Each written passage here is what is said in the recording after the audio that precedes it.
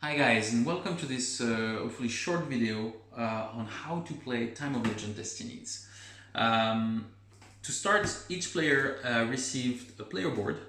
In this player board, you receive two big dice and three smaller dice called effort dice. And this is all prototype components. Those effort dice should be purple in the final version to distinguish them more easily. But hey, this is prototype. Everybody also gets 2 coins that they put in their stash, and that is it. You take the app. It can be on a phone or on a tablet. Right now, I'm on a tablet for you to be able to read what I'm looking at, and then you go through the story. I think starting tomorrow, if you haven't tried the game yet, I'm talking to the reviewers, there should be a voiceover for this introduction so that you don't have to read it. But if you don't have it yet, simply one of the members of the group just read out loud the story. It gives you a full context of what's going on, where you are, what's happening. And then you indicate to the app what are the destinies that players have picked. So you need to decide who you want to be. In this demo scenario, you have a herbalist, a mayor, and a deserter. Let's say that I pick the herbalist. So I will indicate by clicking on it that I have the herbalist. The demo copies that you have that is sent to reviewers right now doesn't have the full-fledged solo version. So it's only a 2 to 3 player demo for now, and so you can play solo, but it's not, you won't get the real final solo experience that's still being polished, which we hope will be finished within the next week. But let's say that we are 2 player, that another player called the mayor is playing with us. We click on this. Before you click OK, there is the last part of the setup here. At the bottom of each of your character, you're indicated some skill numbers. So if I'm the herbalist, I have a 4, a 6, and an 11 on the intelligence track. So I take this marker and I put 4, 6, and 11 right here. I also got a 4 and an 8 in dexterity. And I got a 5 and a 7 in power. Each player does the same thing to set themselves in terms of their skill track. And once everybody is done, you click OK and start the adventure. Simply follow the instruction. Right now I'm being told to take the number face down location number 6, face up location number 7, face down location number 8, face down location number 3, and face down location number 11. Here I go. And then I'm being told about point of interest. I'm not going to read any of the text so that I'm not spoiling anybody's content, but know that there's 2 types of point of interest. Either it could be a miniature or it could be a simple visual like this. In this case, we start with the blacksmith, which we're told is at the forge and is our first point of interest. There is next an inn that's right there, so I'm putting this point of interest marker on the field, and then we have an abandoned house, I'm French, H, right here, and that's the setup. We're being told at the end to put all players' miniatures in the tile number 7, so it's the 2 of us, the mayor and the herbalist, and we're ready to go. Now, how do you play the game? Each player play their rounds individually. Right now, we're being told that the mayor is the first one to play. And we're also reminded that one of these effort dice come back to yourself. I'll come back to this part later. What can you do when it's your turn? Well, it's simple. The first thing, which is optional, is to move. You can start by moving. You can move up to 2 squares, but you cannot move further than an unexplored square. So even though I could move by 2, I can't move any further than here if I want to move here, which is what I'm going to start with. I'm going to click here and say, yes, I want to move here.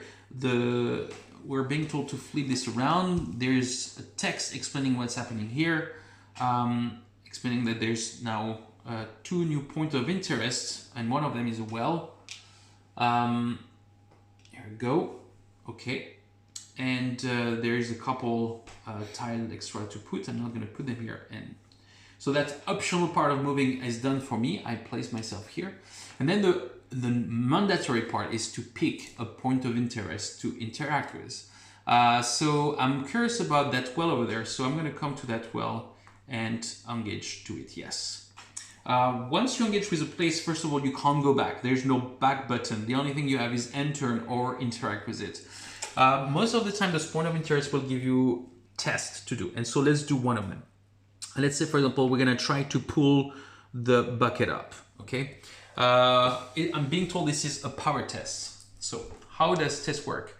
You always take your 2 main dice and you choose how many of the effort dice you want to pick. The trick with this effort dice is that if you use them, only 1 come back to your pouch per turn. So if I use all 5 right now, those 3 will be out and only 1 will come back to me on the next turn. So I will not have them. So I'm going to be careful. I'm going to use only 1 and I'm going to roll this. I got a 2, 4, 6 plus 3, 9. And so with this 9, I go on this track and I check 9, which is here. And I see 1, 2, success. So basically the way it works is that you look at the number that you roll total and you count the number of pips of skill marker that you have. Here I'm lucky, I maximize it out. I needed a minimum of a 7 to get both of my success. So I come back in the app and I ensure that I had 2 success and confirm. There is a text telling me basically that I found a dog here. So so I gained the object number 3. And so I prepared it here for you. So basically I gain a blood hund. Sorry, with my French accent again. So a couple of things about items. This is their cost at the top if I ever was proposed to buy this animal somewhere. But when I gain it, I gain those things. So here I gain an 8 red, which is 8 in power and an 11 in dexterity. So I just added the skill marker here in order to reflect. If at any point I lose the hunt, then I would need to remove this marker because they are fully linked. They are not permanent, they are just linked to that card. For your information, you cannot have more than 5 cards at a time. And this is how it's marked with this little corner. If you get a 6 card, you need to discard one of them and to replace it with a new card. If you discard a card, do not forget to remove whatever you've gained underneath. Some of this card give you some permanent thing. For example, this horse gives you a +1 in movement permanent. And finally, each card has a QR code that you can use to interact in the app. And the point of interest I picked doesn't give me this option, but often you can show things to people, and often showing your destiny card is an important thing to say, hey, this is who I am. Do you have something? Tell me about my story. The last thing to conclude this video is experience points. I didn't get any experience points here because I really don't want to spoil anything, but basically you'll gain those experience points when you do things in the app and when you interact with people. The way it works is at any point, generally right before doing the text, you're wondering, should I use them or not? You can discard the number you want to buy a pip here. So if I discard 1, I can place a skill marker anywhere here. You can never double it. Doubling it can only happen through an item. But let's say that if I spend 1, I could put a marker here. But if I spend 2 of them, which is this column, I could put a 7 here. If I discard 4 of them, because I waited long enough, I could literally put a 1 in one of those things. And maybe he said, I want to be a very strong person, and I'm going to put 1, which basically give me a guaranteed success at least every time. So that's how skill function. The game ends as soon as one of you has fulfilled their destiny, which you'll discover at the back of this card. I think this is it. You should now know how to play Time of Legend Destinies. Thank you so much, guys, for watching. See you around.